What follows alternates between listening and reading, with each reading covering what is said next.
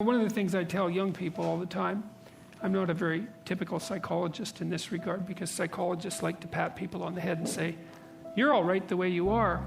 I talked to Bishop Barron a while ago, and I'm going to broadcast this, and he said that the Catholic priests were trained in the 1960s to kind of be accepting, humanistically. You're okay the way you are, And that's such rubbish. It's like, not only are you not okay the way you are, you don't think that anybody else is okay the way they are either. And you don't think your children are okay the way they are. Like, you love them and all that, but you don't want them to stay 3 years old their entire life. You want them to expand and improve and become who they are. And so, instead of telling young people that they're okay the way they are, I tell them that, and it's a terrible message for them if they're desperate.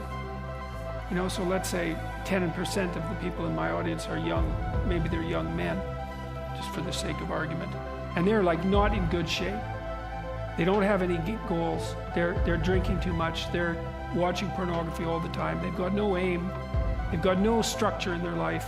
And they're just bloody miserable. And the misery is twisting them into malevolence, because enough misery will absolutely do that to you. And then what are you going to do? And come along and say, well, you're okay the way you are? It's like, that's the last thing they want to hear. It's like, get your damn act together. You got things to do, and they're going to be difficult. And that there's an echoing Christian message in there, I would say, which is you pick up the weight of your suffering voluntarily, and you walk uphill with it.